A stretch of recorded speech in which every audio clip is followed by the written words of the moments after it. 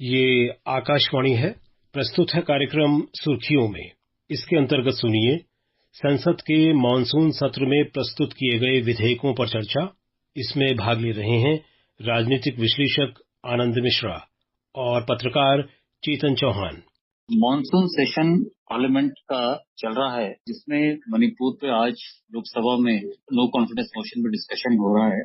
पर इस सेशन में काफी महत्वपूर्ण बिल पास किए गए हैं, जिसमें forest conservation bill, biodiversity bill, data protection bill Lok Sabha में पास हुआ है। दिल्ली सर्विसेज का बिल पार्लियामेंट ने पास किया है। जन विश्वास बिल पास किया है। प्रेस और registration of periodical bill pass हुआ है। IM का बिल लोकसभा में पास हुआ है। काफी इस तरह के बिल हैं जो इस सेशन में पास हुए हैं। तो आनंद, आप बताना चाहेंगे कि इनका इम्पोर्टेंस क्या है इन बिल्स का? चेतन, ये जो आपने बहुत सारे बिलों के नाम लिए हैं, तो सबके अलग अलग महत्व हैं। मूल जो बिल हम कह सकते हैं कि आइसिंग ऑन द केक है, ये एक बड़ा बिल रहा है जिस पर काफी राजनीतिक चर्चा भी हुई है, काफी विवाद भी हुआ है, जिसके बारे में कहा जा रहा है कि ये जो दिल्ली सरकार की शक्तियां हैं सर्विसेज को कंट्रोल करने के लिए, वो छीनी जा रही हैं या वो शक्तियां वापस सेंटर के पास आ रही हैं। तो ये बिल जो है काफी महत्वपूर्ण बिल रहा है। ये बिल पास हुआ है, 131 वोट इसके समर्थन में पड़े हैं और 102 वोट इसके अगेंस्ट पड़े हैं। इस बिल के माध्यम से एक स्थायी अथॉरिटी, जिसका नाम होगा national capital civil service authority, ये बनाई जाएगी, जो कि सिविल सर्वेंट्स के जो पोस्टिंग तारीख जो निर्णय है वो लेगी। इस बिल को लेकर काफी राजनीतिक चर्चा काफी दिनों से चलती आ रही थी और इस बिल के माध्यम से सरकार ने ये भी साबित किया है कि जो अपोजिशन में बैठी पार्टियां थी, उसमें से सिर्फ दो पार्टियों ने, वाईएसआरसी और बीजेडी ने, सरकार की इस बिल का समर्थन किया है, मदद की है सरकार को बिल पास करने में। दूसरा जो महत्वपूर्ण बिल जो आपने अभी कहा, फॉरेस्ट कंजर्वेशन अमेंडमेंट बिल, ये फॉरेस्ट कंजर्वेशन अमेंडमेंट एक्ट 1980 को अमेंड करता है और इस बिल पर काफी दिनों से पार्लियामेंट्री स्टैंडिंग कमेटी में चर्चा हुई है। कुछ लोगों ने इसका बहुत प्रबल विरोध भी किया था। ये बिल कई तरह के संशोधन सजेस्ट करता है जो बायोलॉजिकल डाइवर्सिटी एक्ट ऑफ 2002 है, ताकि बायोडाइवर्सिटी का जो कंजर्वेशन है, संरक्षण जो है, वो बढ़े और इसका फायदा स्थानीय समितियों को मिले। आपने बिल्स का उल्लेखन किया इसमें, जैसे दिल्ली सर्विसेज अथॉरिटी बिल जो है, बहुत चर्चा में रहा। ऑपोजिशन पार्टीज की जब मीटिंग हुई पटना में 23 जून को, तो अरविंद केजरीवाल उसमें से चले गए क्योंकि कांग्रेस समर्थन नहीं कर रही थी। कांग्रेस ने समर्थन किया, जबकि दिल्ली कांग्रेस जो है इसके विरोध में उनकी आवाजें आई। काफी लोगों ने उसके खिलाफ बोला भी कि ये बिल जो है Delhi as per NCT act है। कांग्रेस ने, अजय माकन ने बोला, कुछ दिल्ली के कांग्रेस नेताओं ने बोला, पर अपोजिशन यूनिटी के लिए सबने कांग्रेस ने सपोर्ट किया। अगर आप इतिहास में देखें तो सर्विसेज हमेशा से ही सेंटर के पास रहा है, ट्रांसफर और पोस्टिंग सेंटर के पास रही है। पर अब ये सुप्रीम कोर्ट में द्वारा दिल्ली सरकार जाने की बात कर रही है, तो द्वारा इस पे सुप्रीम कोर्ट डिस्कस करेगा। तो इसके अलावा एक बहुत महत्वपूर्ण बिल जो लोकसभा में पास हुआ है, उस पे मैं चाहता हूं कि आप थोड़ा दृष्टिकोण डालें। ये है डेटा प्रोटेक्शन बिल। पूरे विश्व में बहुत सारे देशों ने इस तरह के बिल कानून लेके आए हैं, जिसमें लोगों का डेटा जो है उसको प्रोटेक्ट करने की बात की गई है। यूरोप में, यूएस में बिग टेक कंपनीज पे फाइन भी लगे हैं डेटा प्रोटेक्शन के नाम पे। तो आपको लगता है कि जब ये बिल पास होगा, ये कानून बनेगा, तो इससे क्या फर्क लोगों के जीवन पे पड़ेगा और किस तरह का ये डेटा प्रोटेक्शन या लोगों के जो क्या नाम इंफॉर्मेशन कंपनीज के पास है आज, बड़ी बड़ी टेक कंपनीज के पास, तो कैसे प्रोटेक्शन दिया जाए? ये बहुत ही महत्वपूर्ण बिल रहा है और जैसा बाकी हमने जो दो बिलों की चर्चा की, वैसे ही डेटा प्रोटेक्शन बिल भी काफी विवाद का विषय रहा है कि इसमें हमें कितने सेफगार्ड देने हैं, नहीं देने हैं। प्राइवेसी के मामले के साथ जुड़ा हुआ काफी चर्चा इस पे रहा है कि ये जो व्यक्तियों का, जो इंडिविजुअल्स का राइट है, तो उनका अपनी अपनी सूचनाओं को सेफगार्ड करने का, उनको, और प्लस जो पर्सनल डेटा को कितना प्रोसेस किया जाए कानूनी संगत कदमों के लिए, उस पर काफी चर्चा हुई है। ये बिल जो है एक तरीके से पर्सनल डेटा ब्रीच को, ये unauthorised processing of personal data मानता है। इसको मानता है ये अनाधिकृत प्रोसेसिंग है व्यक्तिगत डेटा का, व्यक्तिगत सूचनाओं का। और ये दूसरी जो बात है कि जब ये बिल पास हो गई है पार्लियामेंट से, तो ये जो नियम है इसके, वो पर्सनल डेटा जो कलेक्ट किए जाते हैं भारत के अंदर में ऑनलाइन माध्यम से, और ऑफलाइन माध्यम से, ये सारे प्रोसेसिंग पे लागू होगा। कई तरह के ये जो डेटा हैं वो गुड्स और सर्विसेज जो व्यक्तियों को दिए जाते हैं उसको देने के भी काम आएगा। ये जो प्रोविजन है एक्ट के, वो जो व्यक्तियों के पर्सनल डेटा है फॉर डोमेस्टिक पर्पस जो यूज किए जाते हैं उन पे ये लागू नहीं होगा। पर्सनल डेटा जो है जो पब्लिक अवेलेबल कर दिया जाए वो एक मीडिया ब्लॉग में या ब्लॉगर शेयरिंग जो कर रहे हैं उन चीजों को अफेक्ट करेगा। ये मूलतः जो है उसमें जो व्यक्तिगत डेटा है वो सिर्फ कानूनी उद्देश्यों के लिए ही प्रोसेस किया जा सकता है, इसको व्यावसायिक उद्देश्य के लिए प्रोसेस नहीं किया जा सकता है। आनंद, इस डेटा प्रोटेक्शन बिल में कुछ लोगों ने आपत्ति भी उठाया था कि इसके थ्रू सरकार जो सूचना का अधिकार है आरटीआई एक्ट उसको अमेंड करने जा रही है, जिसमें पर्सनल डेटा होगा उसको आरटीआई एक्ट में नहीं दिया जा सकता। तो लोगों ने ये भी मानना है कि डेटा प्रोटेक्शन बिल के थ्रू आरटीआई का जो कानून है उसमें जो लोगों को एक पावर मिली है क्वेश्चन करने की और करप्शन जैसी चीजों को रेस करने की, तो वो खत्म हो जाएगा डेटा प्रोटेक्शन बिल के आने से। तो आप इसमें कितना सहमत हैं या इससे नहीं सहमत? एक तो ये बड़ी चिंता का विषय रहा है कि डेटा प्रोटेक्शन बिल के ये आने से जो आरटीआई में जो पब्लिक गुड के लिए जो सूचनाएं बाहर आती रही हैं जिससे कि पब्लिक गुड होता रहा है और भ्रष्टाचार और कई चीजें उजागर होती हैं वो प्रभावित होगा। बट अभी बिल अभी तुरंत पास हुआ है, मुझे लगता है इम्प्लीमेंटेशन के स्तर के आने के बाद बहुत चीजें स्पष्ट होंगी, क्योंकि सरकार ने बार बार स्पष्ट किया है कि उनकी मंशा जो है वो भ्रष्टाचार को उजागर होने से रोकने की नहीं है और डेटा प्रोटेक्शन बिल का इन्वेस्टिगेशन पर्पस के लिए यूज करना ही एक मूल उद्देश्य उनका है।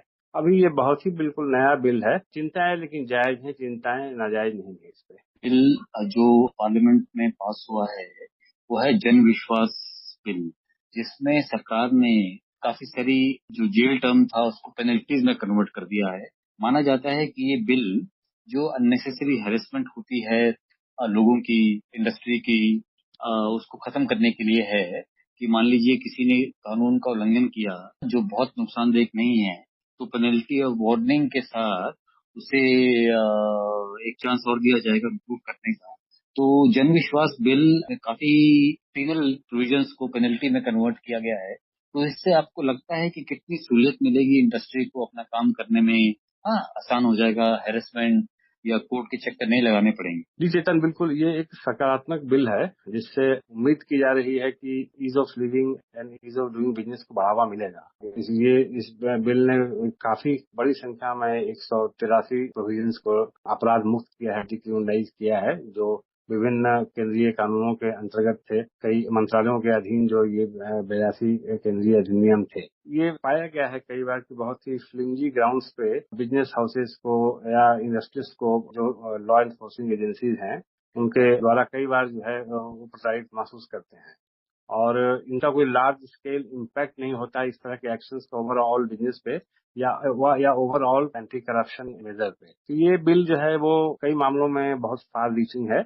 ये कई तरह के जो क्रिमिनल प्रोविजन है ऐसे जो अननेसेसरी पाए गए थे उनको रैशनलाइज करता है और उम्मीद की जाती है कि इससे जो बिजनेस में जुड़े हुए लोग हैं उनको काफी राहत मिलेगी। इसमें फार्मा पे काफी डिस्कशन हुआ।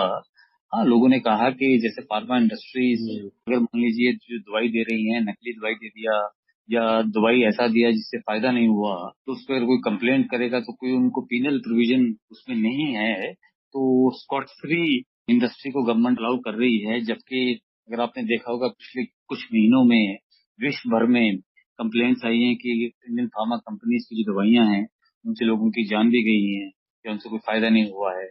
तो इस पे आपका क्या कहना हाँ, एक ही चिंता का विषय है, लेकिन चूंकि ये बिल सिर्फ फार्मा इंडस्ट्री के लिए नहीं है, ये ओवरऑल कई इंडस्ट्रीज में जो पेनल प्रोविजंस रहे हैं उसको रैशनलाइज करता है, उसको ठीक करता है। और फार्मा वाले केसेस में मेरे ख्याल से और भी कानूनी प्रावधान है जिसमें केस किए जा सकते हैं। मगर ये जो चिंता है कि फेक मेडिसिन या स्पूरियस ड्रग्स जो है वो फार्मा इंडस्ट्री में थ्रू एडमिनिस्टर किए जा रहे हैं और उससे लोगों की जान को खतरा है, तो ये चिंता है। मेरे ख्याल से सरकार भी इस चिंता से वाकिफ है। दो हेल्थ के और महत्वपूर्ण बिल सेशन में लाए गए हैं, जैसे एक नर्सिंग और मिडवाइफ कमीशन बिल है, दूसरा डेंटल कमीशन बिल है। ये जो मेडिकल कमीशन बिल है उस तरह से मॉडर्न रेगुलेटरी फ्रेमवर्क के लिए ये बिल कानून लाए गए हैं जो दोनों डेंटल हेल्थ और नर्सिंग कॉलेजेस को रेगुलेट करने के लिए हैं। तो आपका क्या मानना है कि ये जो 2 बिल हैं, ये किस तरह से नर्सिंग एजुकेशन और डेंटल एजुकेशन को इम्प्रूव करेंगे? देखिए, नर्सिंग एजुकेशन और डेंटल एजुकेशन में काफी दिनों से सुधार की जरूरत महसूस की जा रही थी, क्योंकि जैसे बाकी जो मेडिकल एजुकेशन के सब्जेक्ट हैं, जो डिग्रियां हैं, उनमें जिस हिसाब से ऑलरेडी पहले से ही सख्त कानून बने हैं, एक सिस्टम बना हुआ है, वो यहाँ पे नहीं थी। तो उम्मीद तो की जा रही है कि जो ये बहुत ही लूज टाइप का एक सेगमेंट था एजुकेशन का, उसको ये रेगुलेट करेंगी और एक स्टैंडर्ड ऑफ एजुकेशन मेंटेन करने में मदद करेंगी। बिलों के माध्यम से ये उम्मीद है लोगों को, क्योंकि इनको बिल के बाद जो है जो कमीशन बनेगा, उनको पॉलिसी भी बनानी है, इनको स्टैंडर्ड को रेगुलेट करना है। नर्सरी और मिडवाइफरी एजुकेशन में एक यूनिफॉर्म प्रोसेस एडमिशन में भी लाना है इनको, और जो नर्सिंग एंड मिडवाइफरी इंस्टीट्यूशंस हैं, उनको रेगुलेट करना है। एक फैकल्टी की जो टीचिंग होगी इंस्टीट्यूशंस की, उसकी स्टैंडर्ड को अपग्रेड करने का काम है। तो ये काफी दिनों से पेंडिंग था, ऐसा इस तरह के प्रोविजन की जरूरत थी इन दोनों सेगमेंट्स में, और मेरे ख्याल से इसका फायदा होगा। एक और इम्पोर्टेंट बिल जो इंट्रोड्यूस किया गया है, registration of birth and death bill, जिसमें बर्थ सर्टिफिकेट को आधार से लिंक करने की बात है, जिससे ये होगा कि जैसे किसी व्यक्ति की मृत्यु होती है तो ऑटोमेटिकली डेथ सर्टिफिकेट इशू होते ही उसका आधार इनेक्टिव हो जाएगा और उसमें अपडेशन ऑफ रिकॉर्ड्स में भी बहुत सहूलियत मिलेगी। तो इस पे कुछ लोगों का ऑब्जेक्शन था कि आधार से इसको क्यों लिंक किया जा रहा है, पर इससे आपको क्या लगता है कि क्या क्या फायदे होंगे जो बर्थ और डेथ रजिस्ट्रेशन में कुछ तब्दीलियां लाई गई हैं? बर्थ एंड डेथ रजिस्ट्रेशन में ईज तो होगा ही इससे, बट ये जो आधार से हर तरह के बिल को लिंक करने का एक हुआ है, कई ऐसे बिल लिंक हुए हैं, उसको लेकर चिंताएं हैं, क्योंकि आधार की सिक्योरिटी जो है कई बार कॉम्प्रोमाइज हुई है और आधार डेटा लीक हुआ है। तो इसमें बिल का सक्सेस में बहुत कुछ दारोमदार इस पर निर्भर करेगा कि डेटा लीकेज को गवर्नमेंट कैसे रोक पाती है। आनंद जी, ये जो सेशन चल रहा है अभी, जो इस हफ्ते खत्म होगा, तो ये शुरू के काफी दिनों में मणिपुर के इशू पे काफी डिसरप्शन हुआ और ऐसा लग रहा था कि क्या नाम पूरा वॉश आउट होगा ये सेशन। पर अगर आप बिल देखें, काफी बिजनेस हुआ है। तो आप क्या लगता है कि सेशन जो है कितना प्रोडक्टिव रहा, कितना गवर्नमेंट बिजनेस हुआ और शिक्षा का सेशन आप किसको मानते हैं? चेतन, जहाँ तक बिल के पास होने की बात है, उस हिसाब से तो ये सेशन काफी प्रोडक्टिव रहा है। अभी हाल के कुछ सेशन में ये बात देखने को आई है कि अगर डिस्कशन नहीं भी होता है तो बिल विदाउट डिस्कशन पास कर दिया जाता है। तो जहाँ तक गवर्नमेंट बिजनेस के कैरी आउट करने की बात है, वो तो हो जाता है, इसमें बिल पास हो जाते हैं, लेजिस्लेटिव बिजनेस कंप्लीट हो जाता है। पार्लियामेंट्री डिस्ट्रप्शन का एक दौर शुरू हुआ है पिछले कई सालों से, वो हम अगर याद करें तो ये सरकार के जो आखिरी 2 साल से, उस समय से ही ये शुरू हुआ है और वो कंटिन्यू कर रहा है, जिसमें कि डिस्ट्रप्शन को भी एक तरीके से जस्टिफाई किया गया था। सक्सेसिव दलों के लोगों ने लगातार डिस्ट्रप्शन को जस्टिफाई किया है। लेकिन इसमें जो पार्लियामेंट्री सेशन की जो आत्मा है, कि जिसमें आप किसी बिल पे एमपीज डिस्कस करते हैं, एमपी जो जनप्रतिनिधि हैं, जन भावनाओं को प्रतिबिंबित करते हैं संसद में, उनकी बात नहीं आ पाती है। तो प्रोडक्शन के हिसाब से अगर हम टेक्निकली कहें तो ये सेशन अच्छा है, क्योंकि सारे डिस्ट्रप्शन के बाद भी बिल तो पास हुए हैं। मणिपुर के इशू पे जो पार्लियामेंट्री दोनों ही हाउसेज में जो एक तरीके से विरोध प्रदर्शन होता रहा अपोजिशन पार्टीज का, और प्रधानमंत्री का बयान देने के मुद्दे पे काफी दिनों तक चर्चा नहीं हो पाई, फिर भी बिल पास हो गए हैं। तो बिल पास होना अपने आप में एक सकारात्मक चीज है कि गवर्नमेंट का लेजिस्लेटिव बिजनेस बहुत अफेक्ट नहीं हुआ है।